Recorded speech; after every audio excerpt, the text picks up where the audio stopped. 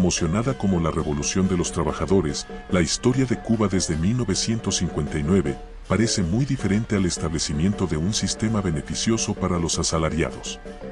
Organismos laborales internacionales denuncian regularmente violaciones que van desde el trabajo infantil hasta mecanismos cercanos a la esclavitud.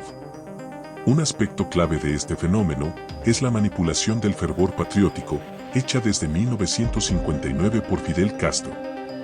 Como parte de ello se introdujo el llamado trabajo voluntario, un mecanismo de coerción para obligar a los trabajadores a sacrificar su tiempo libre, bajo el manto de un bien patriótico o educativo. Una variante de ello es el componente laboral en las escuelas, presentado como un método para crear mentalidad de servicio, pero comparable al trabajo infantil. El mismo concepto aplica para las microbrigadas, mediante las cuales los trabajadores se apartan de sus trabajos habituales para construir viviendas sin tener experiencia en la construcción. Algunos investigadores, como Efrén Córdoba, aseguran que en la etapa castrista las condiciones laborales son peores que en el esclavismo. Esta afirmación parece exagerada, pero no lo es si se tiene en cuenta que, durante la esclavitud, era un sector de la población el que era obligado a trabajar a cambio de la comida, mientras hoy, casi toda la población recibe salarios insuficientes para cubrir las necesidades básicas.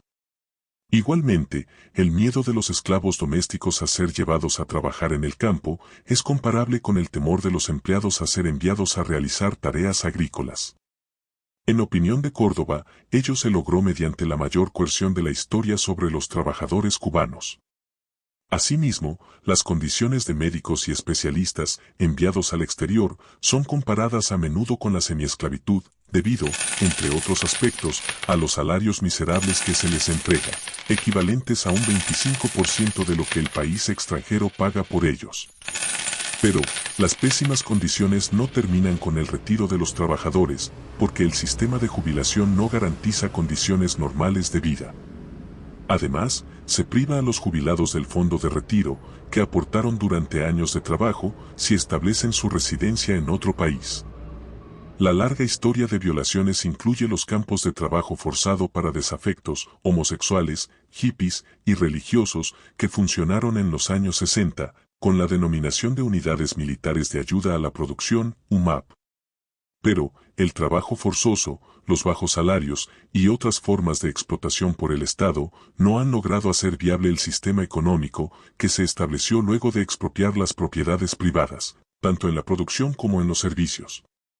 La razón es que, en aras de garantizar el poder político, se destruyó una estructura económica que garantizaba el autoabastecimiento y la exportación de algunos rubros.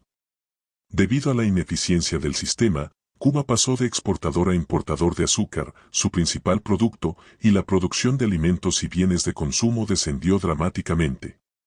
El nivel de producción existente hasta 1959 no ha podido ser igualado, pese a las cuantiosas inversiones hechas con subvenciones de la Unión Soviética durante unos 30 años, que propició un periodo de aparente normalidad. No se puede dejar de apuntar que las autoridades culpan por la debacle al embargo comercial de Estados Unidos. Sin embargo, se niegan a admitir que ese bloqueo, como lo llaman, fue establecido como consecuencia de la expropiación, sin compensación, de las propiedades estadounidenses, como parte de la ofensiva para eliminar la propiedad privada. La tragedia de Cuba no es resultado del supuesto bloqueo, o la enemistad de Estados Unidos, sino de la imposición de un sistema ineficiente y voluntarista que la manipulación del patriotismo no puede hacer andar, porque la economía no funciona así. Si quieres conocer más enfoques sobre Cuba, diferentes a la línea oficial, suscríbete al canal y apoya nuestro proyecto compartiendo los videos con tus conocidos y con tu like.